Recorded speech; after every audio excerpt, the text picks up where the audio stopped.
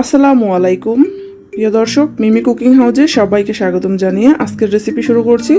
আজকের রেসিপিতে থাকছে রাঁধুনি প্যাকেট মশলায় চিকেন রোস্ট। খুবই ঝটপট করে এই রেসিপিটি তৈরি করে ফেলা যায়। তাহলে চলুন শুরু করা যাক রোস্টের রেসিপিটি। চিকেন রোস্টটা বানানোর জন্য এখানে আমি 10 পিস চিকেন ধুয়ে নিয়েছি। দিয়ে দিলাম 1 চা চামচ পরিমাণ লবণ। লবণটা দিয়ে মেখে নেব।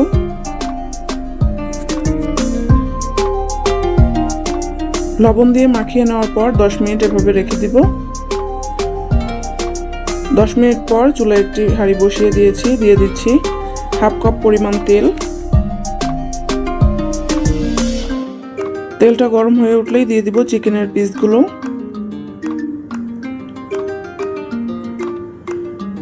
মিডিয়াম আঁচে রেখে হালকা কালার করে ভেজে নিতে হবে। বেশি করে ভেজে নিলে কিন্তু শক্ত হয়ে যাবে। তো এভাবে করেই আমি বাকি সবগুলো চিকেনের পিসগুলো ভেজে নেব।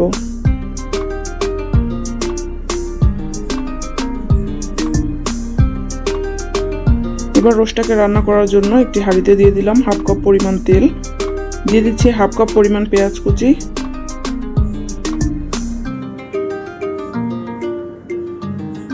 এই পেঁয়াজটাকে আমি ব্রেস্তা করে নিব, এই জন্য ভেজে নিচ্ছি ব্রাউন কালার করে।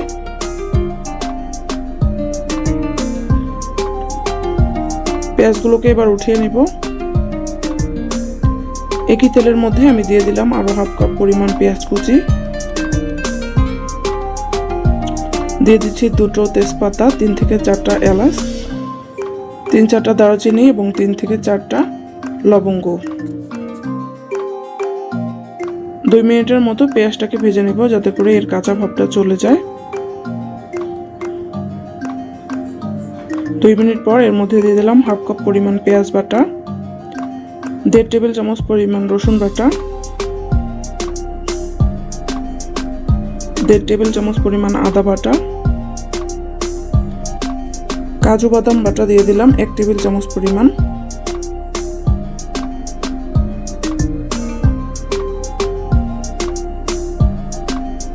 এক টেবিল চামচ পরিমাণ দিয়ে দিচ্ছি ফেটানো টক দই,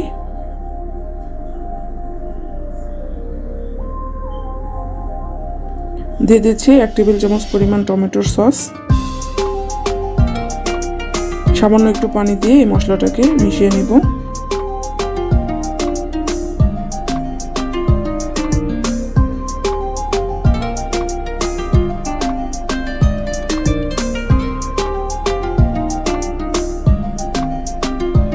এবার এর মধ্যে দিয়ে দিচ্ছি রাঁধুনি প্যাকেট মশলা। এখানে আমি 1 প্যাকেট মশলা সবটাই ব্যবহার করছি।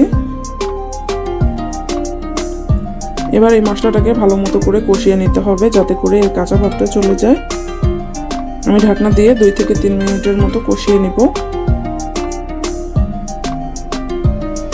2 থেকে 3 মিনিট পর আমি উঠিয়ে নিয়েছি। আরো একটু ভেজে নিতে হবে এই মশলাটাকে।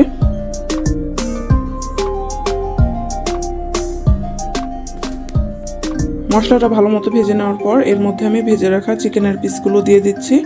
এবার ভালো মতো করে মশলার সাথে মিশিয়ে নিব।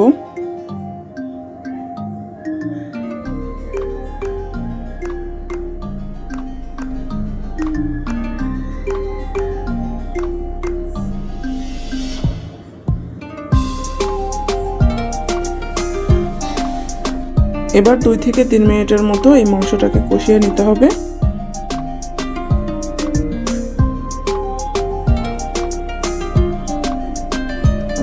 2 থেকে 3 মিনিট পর এর মধ্যে দিয়ে দিচ্ছি 1 কাপ পরিমাণ লিকুইড দুধ।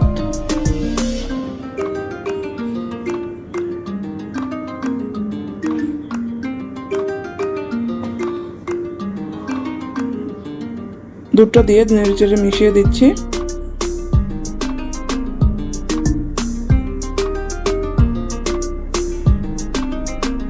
এবার এর মধ্যে দিয়ে দিচ্ছি আরো 1 কাপ পরিমাণ পানি। পানিটা অবশ্যই গরম পানি দিতে হবে।